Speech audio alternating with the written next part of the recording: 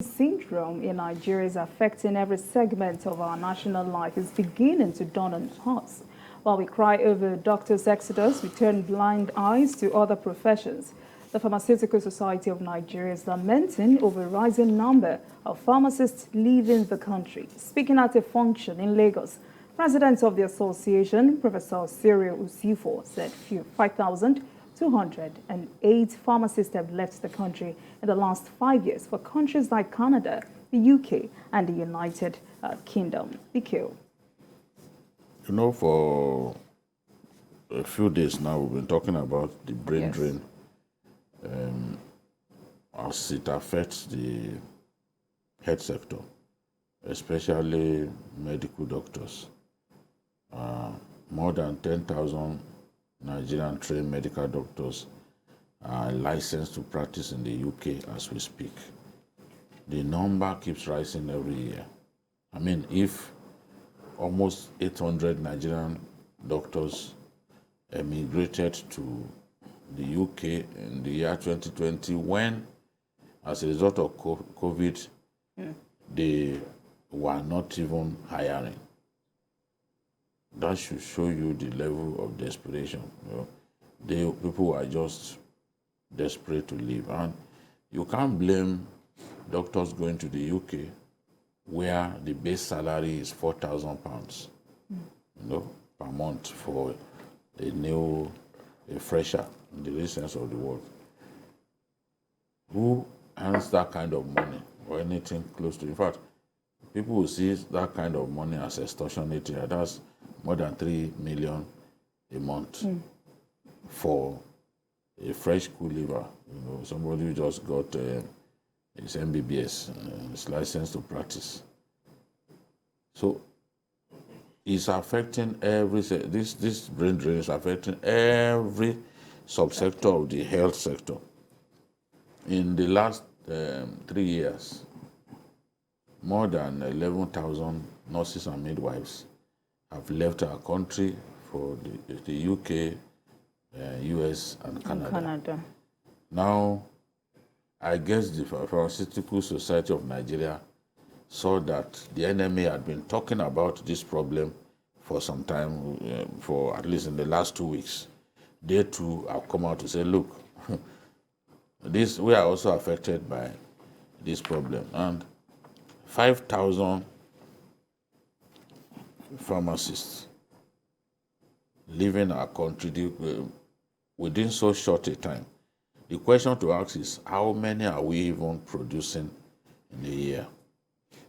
Our universities, how many pharmacists are they churning out in a year? We do not produce enough. The Indians have more than, I think, they produce about 50,000 doctors every year, from their medical colleges, more than 300 medical colleges.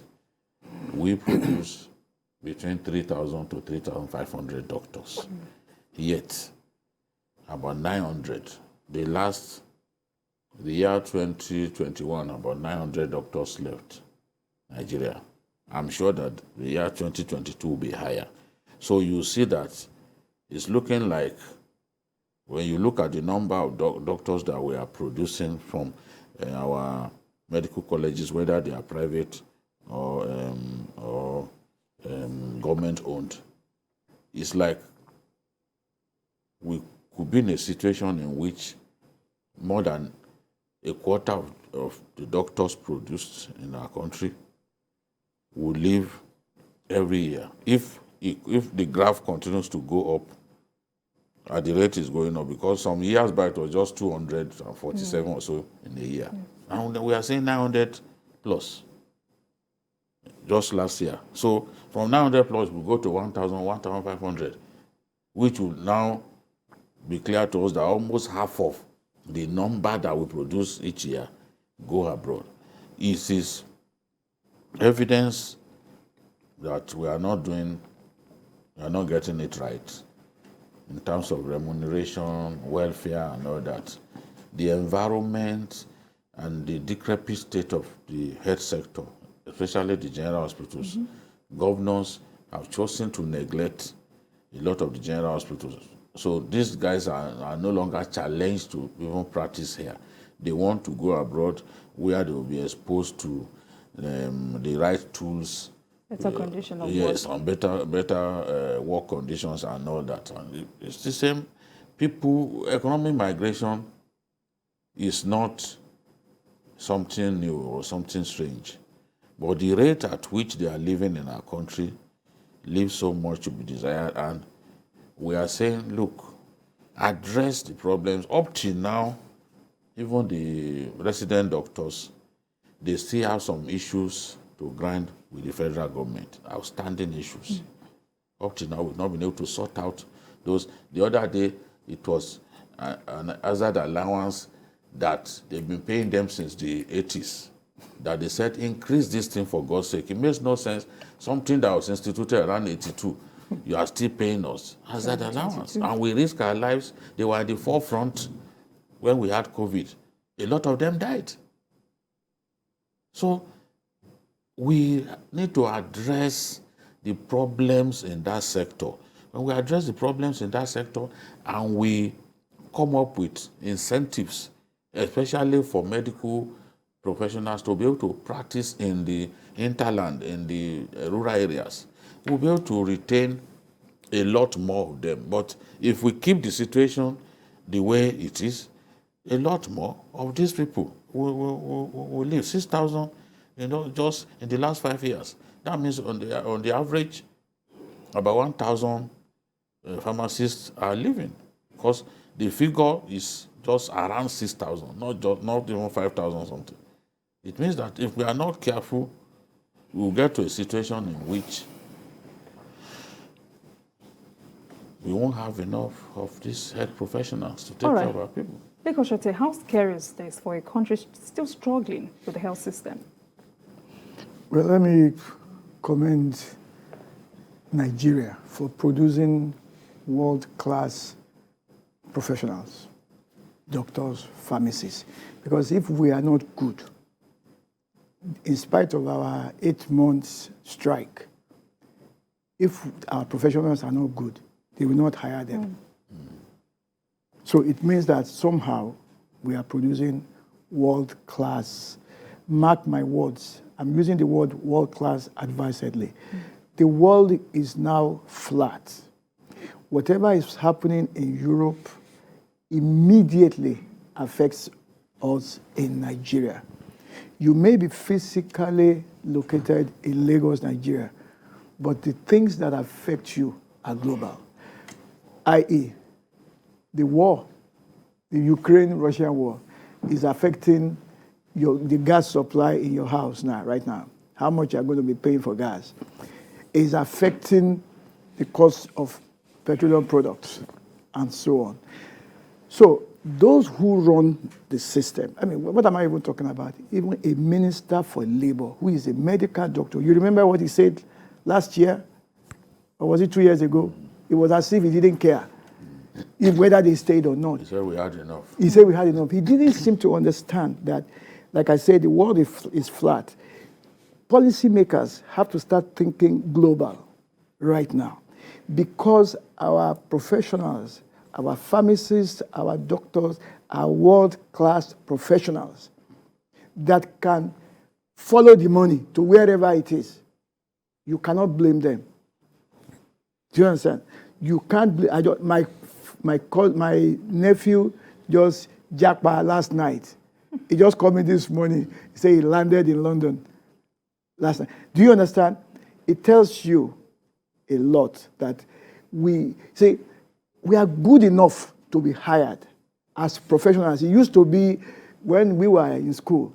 Those of us who were lucky to work in the offices, who were lucky. But most of us studying abroad at that time, buru, that is, you go and work on the factory floor.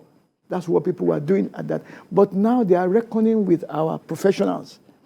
So our policymakers, especially the president, whoever is our president, whoever is our minister for finance or economic planning, whoever is the minister for labor, the three of them must sit down and understand that we are dealing with a global economy.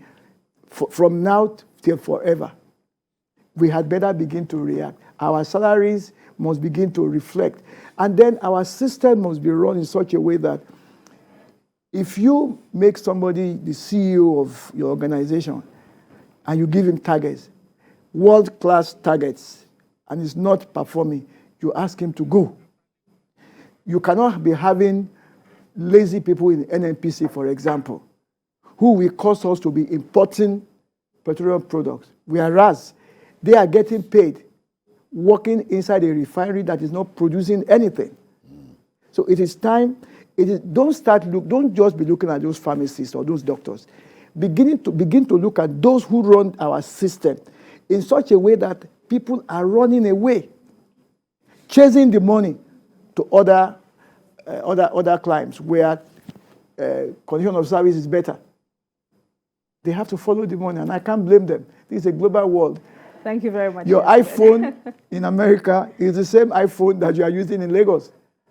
Right? Abby?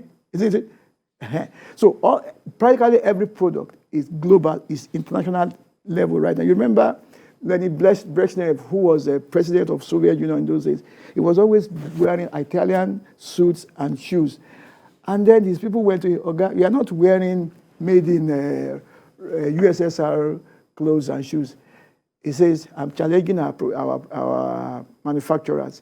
If you want me to be wearing made in USSR shoes and suits, begin to match. So we are already matching right now, as evidenced by their. You remember, was it last year or this year that they came to Abuja to come and hire doctors?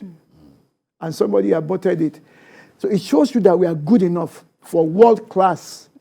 We are global products right now. So our policymakers must start to act as if they know that these people, we have to find a way to retain them. We'll definitely continue. Still discussing the alarming rate of Nigerian pharmacists leaving the country. Bikil, our report says there is one pharmacist to over 14,000 Nigerians. And people continue to say as long as our leaders leave the country for medical attention, this will still go on. Yes, I think the two laws should be made. A law banning our leaders from going abroad for medical treatment. Another law banning public officers from our country from sending their children to school abroad.